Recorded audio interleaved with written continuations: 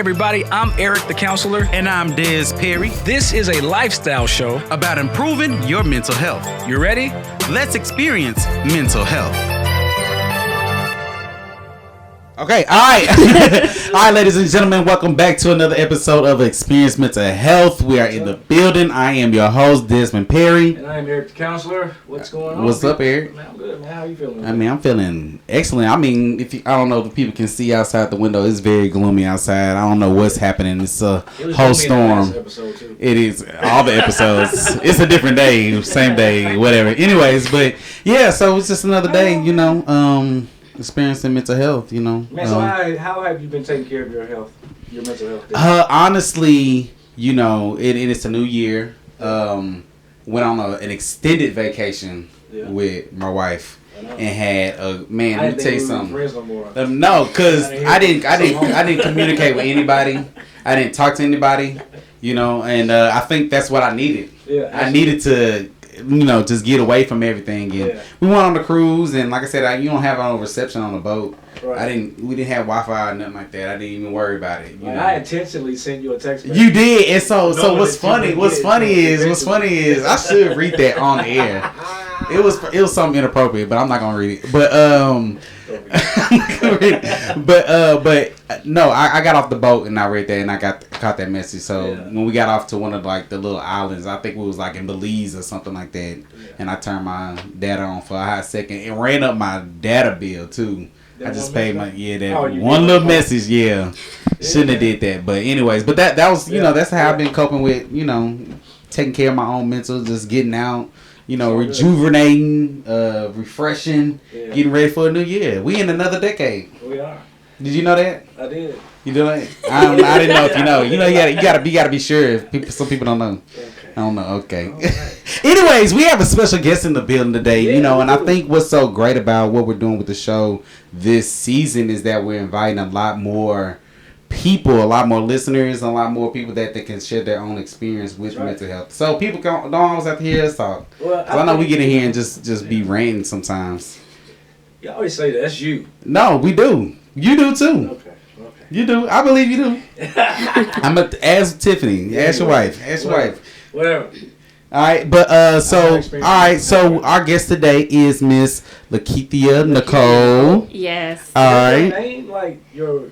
So Nicole's my middle name. Okay, so it's Lakeithea Anderson, but I do both.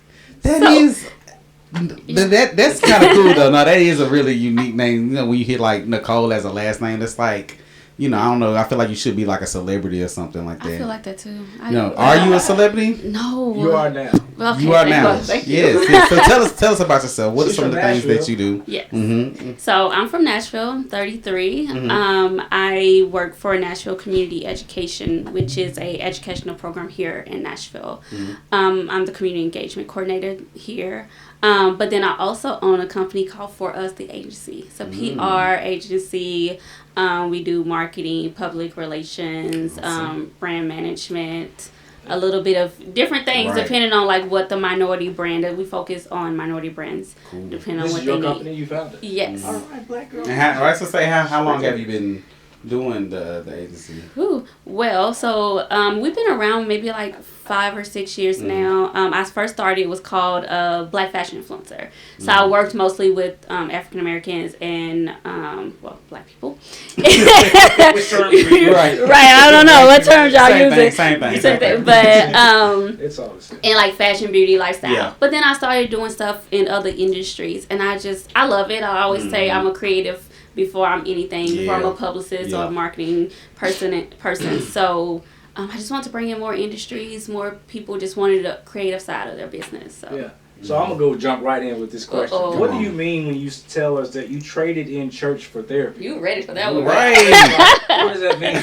So I actually, so I didn't grow up in church. We went to church when we got invited, come.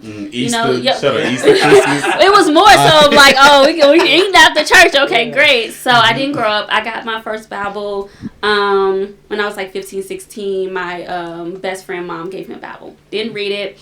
Got to college and someone invited me and I started going to church and getting in church. And through this time I was still really heavily going through depression and stuff. And I was just like really diving in. So I used to be very active in church, got baptized and all of that stuff. But I just couldn't shake depression and anxiety. It wasn't, it just wouldn't leave, and it was like, the more you hear about, you need to pray more, show up more. I'm like, I'm here 6 days a week. What else do y'all want? Like, what else is it? I just kind of developed a really bad relationship with God. I was mad. I mean, like, just having episodes at home of just like, I don't understand why God just doesn't want me to be happy, why I just, and I just needed to take myself out of that space.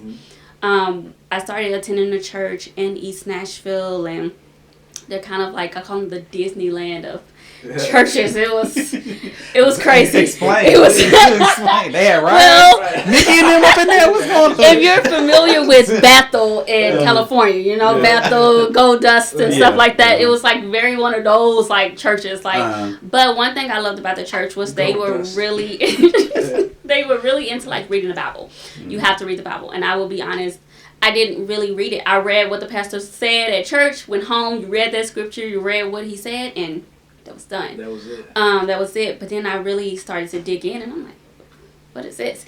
And I will say, a lot of times, most people, there was 2 reasons I left church. A lot of people always ask, like, oh, was there abuse or someone did something? I'm like, no, I love them, but it just wasn't for me. I'm still asking that question of, like, when I read the Bible, what does it do for me? And it wasn't doing anything for me. And then also, my soul couldn't take the teaching. I no longer could stand the teaching of, I'm still not doing something well enough. I need to keep striving to get well. I couldn't take it. It was getting to a point that I was getting anxiety just walking up the stairs. My soul it couldn't take it no more. And I left. And after I left, I had went to... What years? How long ago? So this is about to be 2 years, maybe 2.5 years. Okay. And... talk to us about the depression. Like, again, like this show, like, it's about you. Yeah. It's about connecting with the audience, and you can actually look at people. My mic's not on. You can actually look at the camera if you want to talk to people directly, because this is about you, and this is about sharing your story and letting it connect with the listeners, and just having that. So tell us a little bit about, like, what was this depression? What was the root of it, or what triggered all this? Oh, you know what? It started in like middle school towards high school, and I didn't know what it was. There was one thing. Like describe it. Describe it. Yeah, it was always this feeling, this moodiness, this like I could never feel joy or happiness. Like I was just constantly just like either angry or irritated or sick or I remember when I thought about it in college, when stuff was just happening and I was like, okay, something's wrong. Maybe I should go talk to someone. I remember recalling back to like high school where like every few months, it was always like a running joke. But then when I looked back at it, it was like every few months I would change what I believed in or how I dressed or how, just the stuff that I was doing, the things that I was interested in, because I felt like, okay, maybe it's this stuff. Maybe it's just, this is what's not making me happy. So maybe I need to try this. Every few months I had a whole totally different personality because I was just feeling so unattached to life. And I was just trying to find something in life that just made me feel alive, and I wasn't.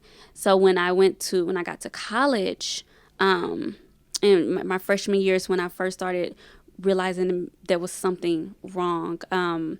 There was times when I really wanted to go out with friends and stuff like that, but I didn't feel like laughing. I didn't feel like, I would literally go hide out in the library. My friends would be texting me like, hey, we're going out. Are you coming? And I'm like, because our dorm was a hangout dorm, so it never was locked. Everyone was in there. Our dorm was a hangout dorm. You went to MTSU, right? Yeah, MTSU. What dorm are we talking about? What's the hangout dorm at MTSU? I didn't go there. I went to TSU. It was just the dorm that like the doors was never locked. Everybody would come in at any time.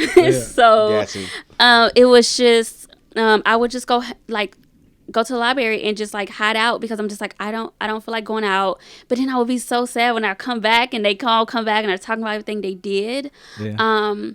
But in order for me to get myself into that, to just even get out was just like drinking. I would drink before we even like it wasn't pre-drank, right? But I was just I was all the way pre-gamed. I was known to come in drunk. Like, you know, Lakeithea with the drink, she's finna turn it. Yes. I was completely I was known to, you know, be there, but it was just this feeling of just not feeling alive. Just not feeling happy. I didn't want to feel happy. All the way from middle school. Yeah. This lasted with you all these years. All the way up into college. I didn't know what it was. I just thought that it was just, I always just thought I wasn't meant to be happy. Wow. It's like I didn't know what that felt like. Like even starting therapy like 2 years ago, and she'll be like, yeah, you're going to have to learn to sit with your emotions and your feelings. And I'm like, girl, I don't know what you're talking about. So, but you know, I'm going to slow down a lot. A lot of what you say, because people want to know, what does that mean to sit with your emotions? When a therapist, because I tell my clients that, you know, you have to sit with your emotions and learn how to do that. Like, talk to the listeners and the audience about what does that mean to sit with your emotions? Still learning that. But I think it's a process, because if I go in there and I'm telling her that, you know, I'm trying to think of something. I remember one time I was feeling really overwhelmed and just kind of fearful, and she was just like, oh, that's an okay feeling. And I'm like, no, like no one's supposed to feel like that. And she's like, no, you're supposed to feel like every emotion, and it's okay to feel every emotion. And like now, after some sessions, I was like learning that like if I'm upset about something, it's okay to be upset. It's a natural feeling. There you go. Because for me, it was just like, no, I gotta be happy. I gotta be happy because I gotta hold on to this happiness. Like I was even so separated from people because I didn't want nobody in my space, because I'm like, I've built this happiness that it took me years to do. I'm just finding this happiness. You can't come in here, you know? And she was like, no, you have to be able to live with those moments that you may be going through grieving. You may be going through something that makes you upset. And just know that those are human emotions. Right. That's supposed to be there. They come up.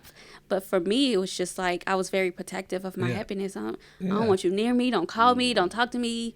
Which is kind of bizarre to me that you were so protective of. Well, maybe not, because it doesn't sound like you had a whole lot of happiness. Yeah. But you were able to build it, and that's probably why you became so protective. I think so, because for me, it was just like I've never had it, and it felt so good. Yeah. And I would freak out if I had one sense of like anything that would just upset me. Yeah. You know, anything that was overwhelming. I'm just like, you know, like going into my office, if the energy was just crazy, I'm just like, I gotta go home. I can't come in. Yeah. You know, it was like, they would be like, oh, Lakeithia's here today. You know, because for me, it's just like, no one can take that from me, because I need to hold on to that. Yeah. So I had to learn that. Wow.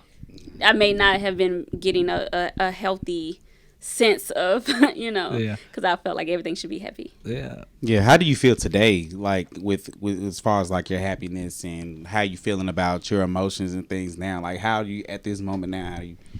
I am, you know what? I am the happiest I've ever been, even when things are going wrong. Yeah. Like, it's not that, I mean, I do have those moments where you don't feel happy, you're upset or something like that, but I actually feel healthy. Yeah. You know, and it's just like it's feeling that sometimes I can't explain, and I try to. Like sometimes I like sit and I'm trying to figure out like, okay, what is it exactly that's like making me, you know, like I realized I hadn't really had like a depressive episode in a while. And I was just like trying to figure it out. And I'm like, what am I doing? Just be here. You know, you're here, just be present. And I do find myself trying to figure out like, oh, how am I doing this? Like, where, you know, what is it so I can keep it? Yeah. But I'm good right now. I'm in a safe space. Yeah. How are you maintaining this? Like, you're in therapy, which is great. Yes. So tell us about how are you maintaining this overarching sense of happiness, even when things, you know, sometimes might not be going so well, but you know, you know, it's not all falling apart. How do you maintain that? A lot of meditation. Yeah. I try to meditate. I will say daily, but that depends on the I try to. Meditation is like one that I'm hearing like often. Like I hear a lot of people talking about meditation. And all meditation, I mean, there's so many different ways to meditate. Yes. You know, And for me, it's like sometimes it's just good to not even think about anything because we're thinking so much. Yeah. Sometimes it's good to not think about anything. And then people are like, well, how am I supposed to do that? Recently, there's another guy. I'm going to give a big shout out to Marcus Whitney, who I work with as well. He's like really big on meditation and things like that. So he just spoke to a group of people a week ago talking about how he meditates. Yeah. So somebody asked him about meditating, how you do it, how you go about doing it. And so he was just saying that it's, he sits there, he's in peace, he's not really thinking, but like his mind, something will just come up in his mind.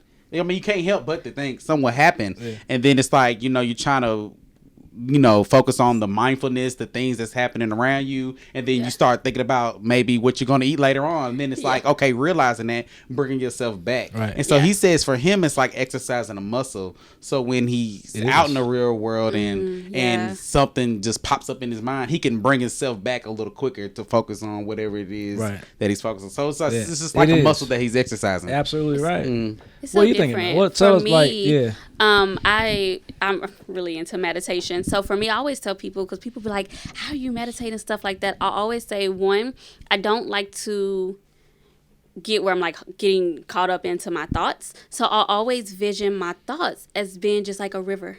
Just they just floating in that river. I'm just letting them float. I ain't trying to catch on to it unless it's something that maybe really needs to be caught on to. But other than that, I'm just letting So your float. Thoughts, like I love the way you say that. It's just, you just see them as a river. Just letting your thoughts flow. Just let them flow. And you don't need to catch any of them. Just let it be. Let it flow. Yeah. I love it. And I feel like if it's something that like after meditation that like still stuck with me that I saw floating, then I'm like, maybe need to journal about this. Yeah. I love doing dancing meditation. So it's kind of like how you said, like, meditation doesn't have to just be sitting and it's so many forms. I love doing dancing meditation. I haven't heard of that. I'm beyond dancing meditation. Yeah, so never heard like of I feel bad. First thing I thought about, I was like, oh, she must be going to twerk classes. I've been seeing them all. What kind of dancing are you talking about? What type of dances we talking about? Well, sure. The heels classes. Tell us about the heels. Tell us about dancing meditation. So it's actually just your like meditation music, and you're just letting your body flow. That's all you're doing, letting your body flow. I typically do them a lot when I'm doing like a celebration. Like I like to do like sometimes celebration meditations because sometimes we forget to celebrate ourselves or how far we've come. Yeah. So I'll give me a little bottle of champagne and pour a little thing else of champagne and do a little. Well, I call that a private party at my house. Please, I don't want to get into that. That's not the same thing. Hey, it sounds a lot like it. With meditation, it's like meditation music, got the beats, and you're just flowing, you're just dancing, you're just letting your body just be free. Yeah. So do you like go out? It's like, is this something that you do at home, or are you like out, like you go out to somewhere and you're doing? Yeah, so I do a majority of it at home. I used to do Sunday. Soulful Sunday. That's what was with Chakra Shay. And they would come together. We would do like one person would be there, Tia would be talking about herbs, and then we would do like a meditation. We used to meet up outside on Sundays, so I always love that. But if I can listen, if you have meditation, I'm coming. I'm like, I might have to do that one. I like that. I never dancing heard of one. That. Yeah, I never heard of like like a dancing meditation. No, I haven't. And I feel like I don't know. To be honest, I feel like I've done it before. Sometimes it's like you just playing your song and you just what I'm saying, you dancing and singing along in the room, and I don't know. What is it about that though? That helps me feel. It's just that freeness. It's like that freeness, because our body has so much like energy and emotions in it. It's just kind of just like letting it go. Yeah. Yeah, so, like, that's really how I be feeling. You've done man, it and look, and I wish Jackie was here now because she looks at me like I'm crazy. Yeah. She don't understand why. Can you sit down somewhere? It's really like that type of thing. And I'm just like singing and I'm dancing and I'm like I'll bust out in like a full concert. Yeah. So you probably would be really great at like a drum circle. Have you ever been to a drum circle? I haven't either, and I want to go one really bad. So explain to me what like a drum circle is where like a lot of them do it during like full moons and stuff. You go out, they have like drumming and dancing and sage, and awesome. That's like a whole experience. Do they do it? Is that going on around here anywhere in Nashville? Nashville? A lot of them like beaches and stuff. So, But I think Nashville, I think we need the whole one. We got a beach like out in Antioch. They call it a beach. It's That like a ain't real no beach. You talking about I've been there once before. Yeah. I was like, what is this? It's not. I mean, it's water. There's some sand. It's a lake, basically. My sister had this grand idea of going to visit to see if she wanted to do like a picnic for her and her husband. Yeah. And she's scared of like bridges and water. And we literally drove over it. And I was gonna curse. Can I curse on here? Sorry. I mean, can we curse on the show? I think it's okay. Look, ain't nobody gonna stop you. I think it's okay. But she literally like closed her eyes and she was screaming. She was like, "You see this water?" And I'm like, "Girl, you driving?" Yeah. So we were almost over. We was almost done. We got over it though. Wow. So meditation has been something that has been proven to help you find and keep happiness. Yeah, meditation. Just learning to let it go. Like let stuff go. No, let's pause right here with the let it go because it's easy to say, hey, just let it go. Easy. You gotta let it go and move on. Like my letting go is a whole process. Yeah. So talk to us about that process. So like even with like journaling, like one thing I was talking about, I had did a video yesterday was with some of my journals I don't keep. I like burn them, tear it up, or whatever. Right. So why do you do that? You don't because sometimes those are things that I don't need to hold on to. Which is a good practice. And it's just it's like once I'm ready to release a lesson, it needs to be released altogether. So I think about journals that like when I have kids, I do want to like pass on to like my kids and stuff. So I'll be like, okay, I need a separate journal for that.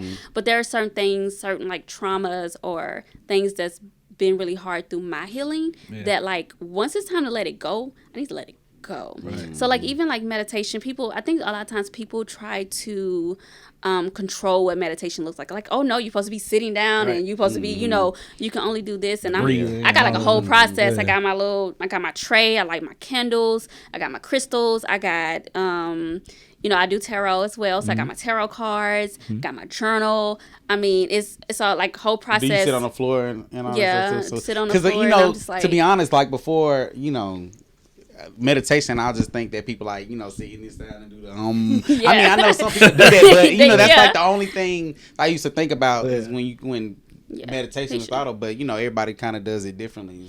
Everyone does it differently, and there'll be times like if I'm like journaling or if there's like I may make a list of things that I need to let go, or even just like recent one I did was just like forgiveness, like writing a letter to forgiveness to myself. Absolutely. And then once I wrote it, all right, you gotta go. Yeah. So for me, it's like awesome. I think people get scared of that like whole like ritual because they hear like ritual and they're like, oh, I'm not supposed to do that. But like do whatever you need to do to let stuff go. I find it that as a therapist, I find it that people don't think that it's gone once like we've done the like write a letter, burn it, or send it on a balloon into the sky or whatever you need to do. But I don't think people believe that it's gone. Yeah. Or they're not really letting it go. They just go through the exercise of it. It's symbolic, right? That's so but true. But they're still holding on to it. Yeah. So, like, how do you how do you really let it go? I think we're creatures of habit. So even though I may have like let it go physically, there may still be something that I do or say, and I try to be a very honest person with myself and be like, ooh. That's that I was supposed to drop that and I'm still saying those words or I'm still making those decisions. So what I try to do is just hold myself accountable. Yeah. I think that's been my biggest way of actually letting stuff go is holding myself accountable, because even it takes a while to stop doing stuff that I said I was going to let go of, or to stop believing the things that I'm believing or saying the things that I'm saying to myself or others. But it's just holding myself accountable, which can be really hard. Yeah, absolutely. So it's like but it's good. That's like it's good for people to hear that. Like, yes, you may have written the letter and burned it or sent it up the river, but you still might be doing some things. And guess what? It's actually okay, right, to some degree. But as long as you are holding yourself accountable to what you say you need to happen, and your just awareness is another part of that. Like, all right, I'm supposed to have let this go, but I'm still doing this. Yeah. But if you're not aware of it, then that's where the problem lies, I think. So you say you do. Tell us about the energy work that you do. Like, you're into the chakras. I get energy work. I don't do it myself. I don't feel like that's my gift. But there's some incredible people here in Nashville. Yeah. It actually all started with. Are you talking about Reiki? Yeah, like Reiki. You like, what is that? Yeah, like Reiki. It's just like the balancing of the it's like actually the balancing of your chakras. You know what I'm saying? It's just like a lot of times we don't realize that a lot of the things that we put in our body, the trauma that not only that happens to us, that also we do to ourselves, which is a whole totally different conversation, can just really throw off the different just roots in our body. Yeah. And so there's one girl, Tia, that's amazing. She was the first one I went to, and I didn't know what it was. I was like, well, okay, I'm just gonna give it a try. I'm trying all this spiritual stuff, so let me just test this out.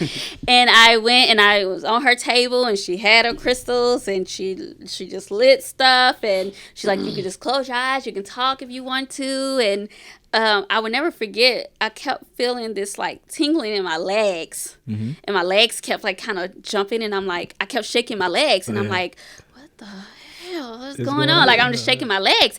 And it basically was just like, I had so much like trauma, like so much like stuff in this area that she would just bring it down. It was just coming out. Wow.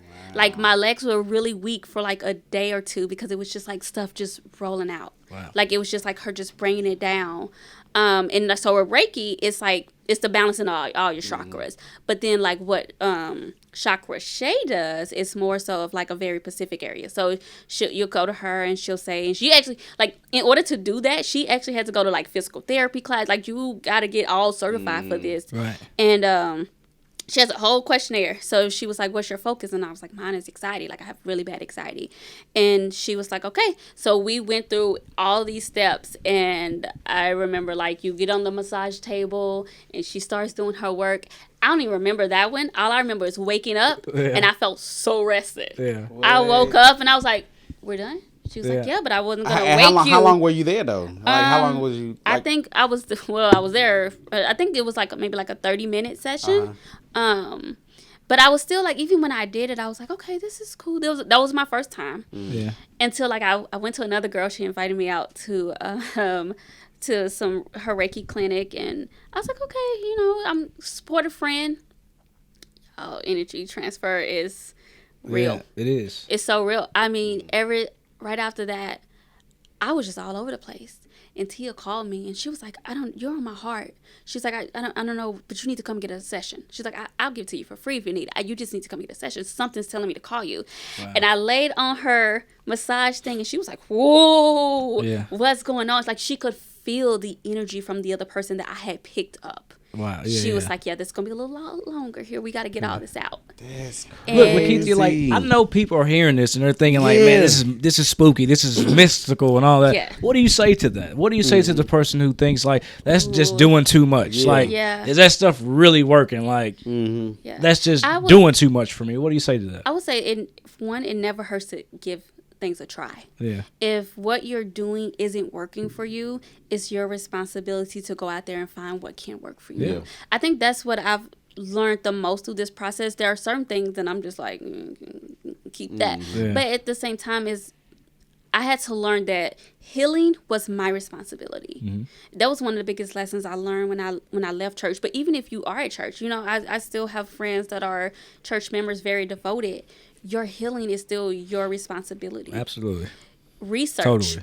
Yeah. Because I can tell you about it, but I always tell people, because one thing people always do now is they always try to debate me about stuff. It's like, all I can do is share my experience. Right. That's it. Yeah. I can share my experience and where I am now, but you have to do the work for yourself. Yeah. Do the work, which is the most important, because I believe when you come out on the other hand, on the other side, that healthiness that you feel emotionally is just amazing. So I would say that, like, do the work, do the research. Because I also, you learn, like, I remember when I first got my tarot reading, I'm kind of like, oh, I really want to go. I'll be honest, like, I mean, I have a friend, she's a therapist who introduced me to it. That's just not something that I was really into.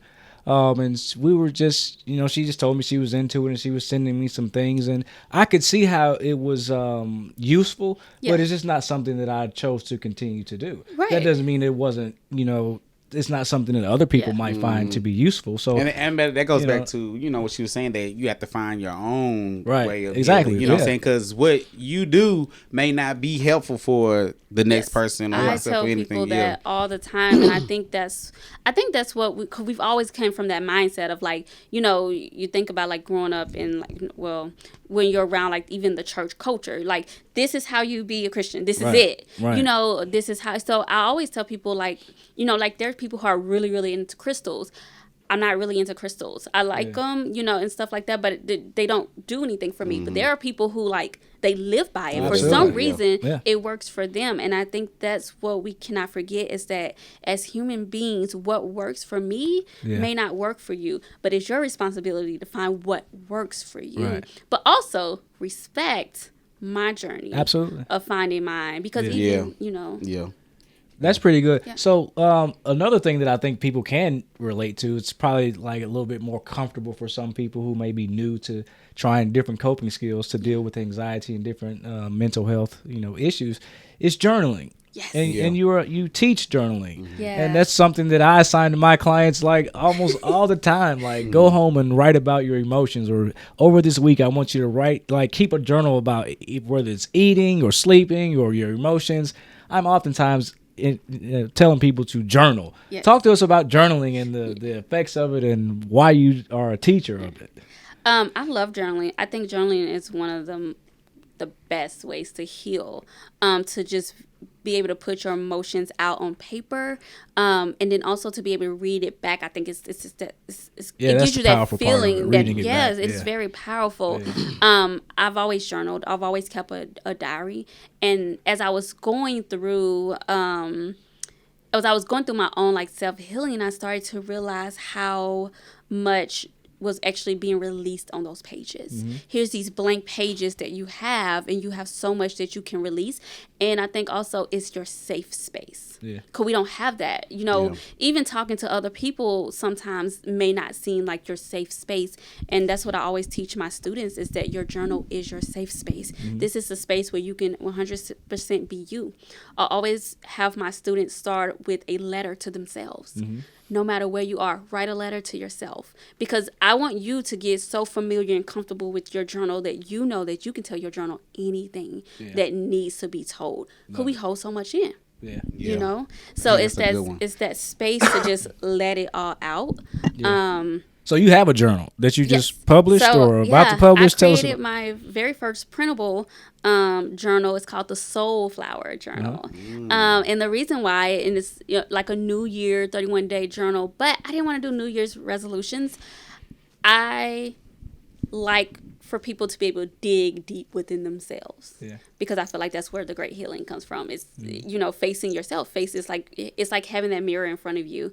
So I already wrote out all the prompts for them, and they just answer those questions. We gotta get one. We gotta get sorry. At least one.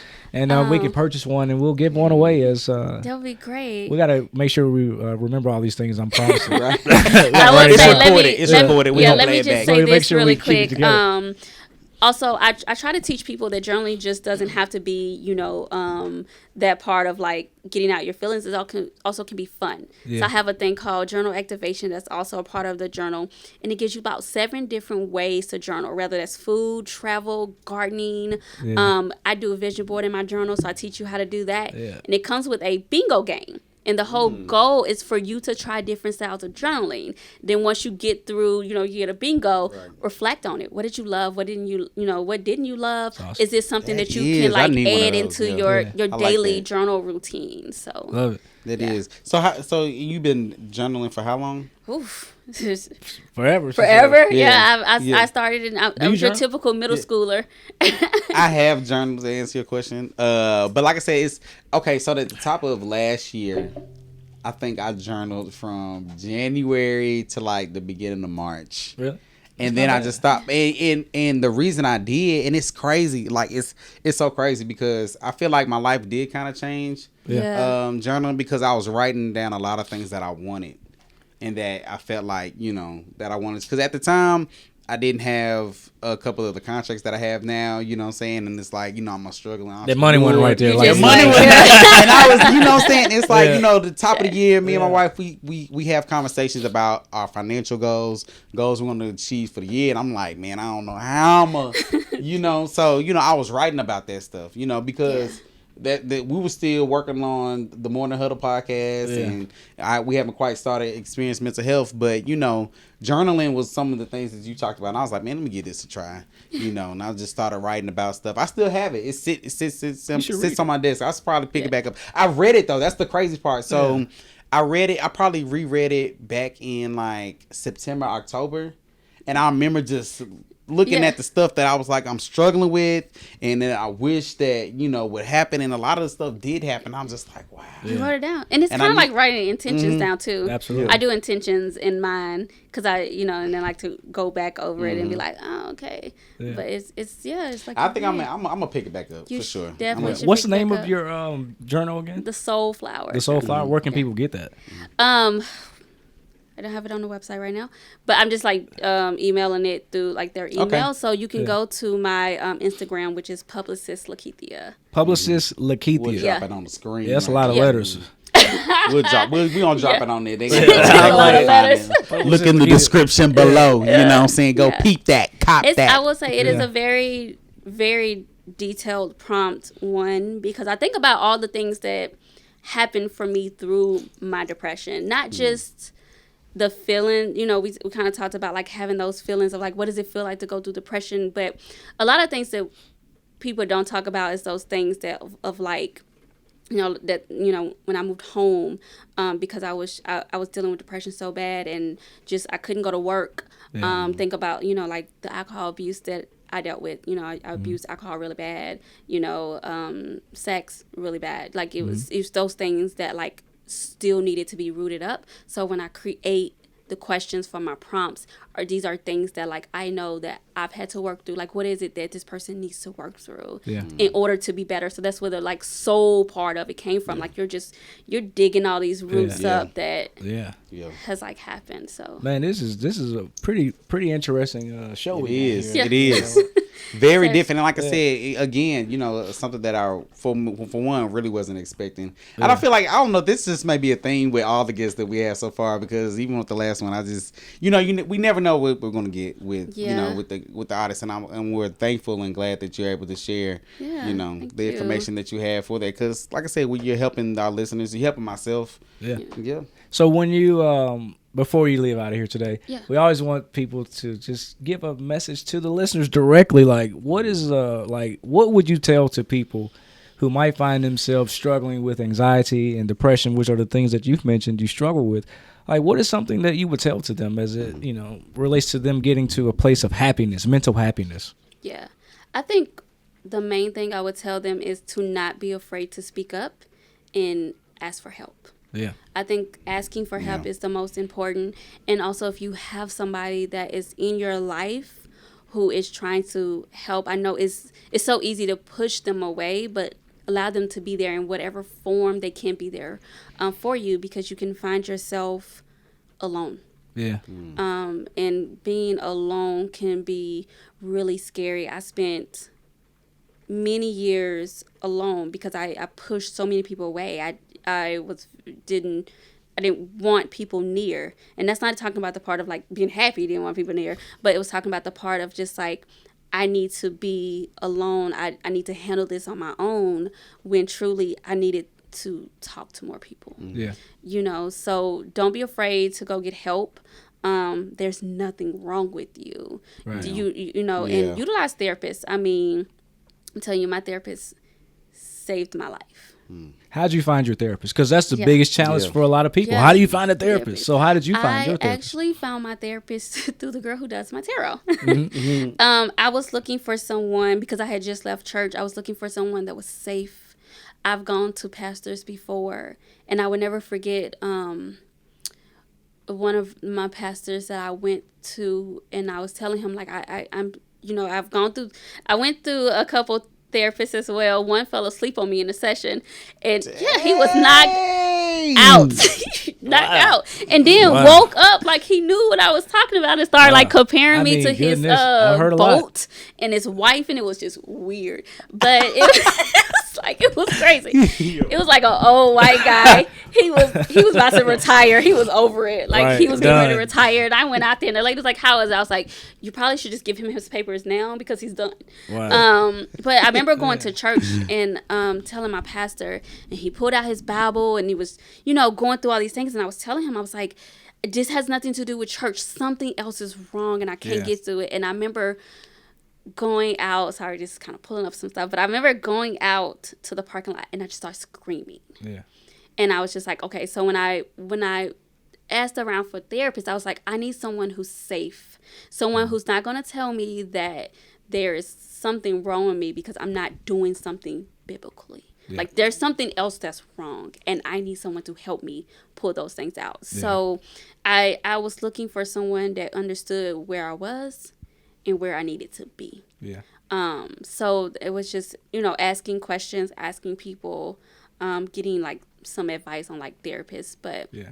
So basically what you said, ask for help. Ask for help. And get the help that you feel is helping you. Yeah. If someone's falling asleep on you in the session, then you might want to find somebody. I tell friends all the time. I had a friend who called me and she was just like, I don't think I'm going back to therapy. I didn't like this lady. I was like, no, you don't stop going. Right. You go find somebody else to help you because you don't have to do this alone. Yeah. And one of the things is like why it's so important to have a therapist is because I can only try to help you as much as I can as a friend. Right. But I'm not licensed in this. Right. I hadn't studied this. I can tell you my experience, but what typically what have is like you'll have somebody who be like, well, I can just keep telling you, and I'm like, no, you realize that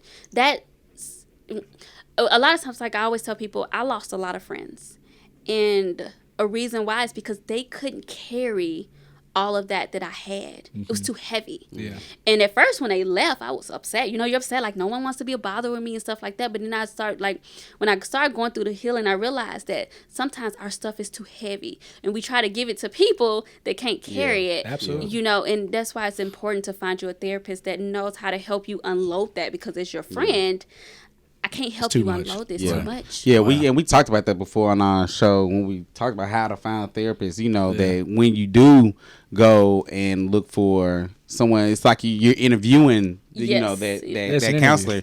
Just to make sure that they're a good fit for you. Yeah. Instead of just help me out. Not like what Lakeithea said though. Just because it might not have worked with one counselor, you don't quit. Yeah, you don't stop. Yeah, you find someone else, and a lot of people do quit. They quit. And because there's a lot of therapists, especially for us, we look for someone who first looks like us. Yes. Yeah. And that can relate to us. Yep. And even though you might look like me, that doesn't mean it's going to be a good fit, because that's exactly what happened to me. Yeah. I found a black male therapist. Yeah, we checked that off the box, but it just still wasn't what I needed. So I had to keep looking. It wasn't time to give up. That was a good, because that's one thing I get is people be like, because my therapist is white, and she's actually I'm 33, so we're about the same age, 34, and people be like, well, I need a black therapist, and I'm like, or they'll say, why didn't you go to a black therapist? I was like, because she has something that I needed at that moment, and that was really important because she has helped me unpack so much stuff that I'm pretty sure someone else probably couldn't have helped me unpack. You know what's crazy? It's not really crazy, but I have white mothers who bring their sons to me specifically.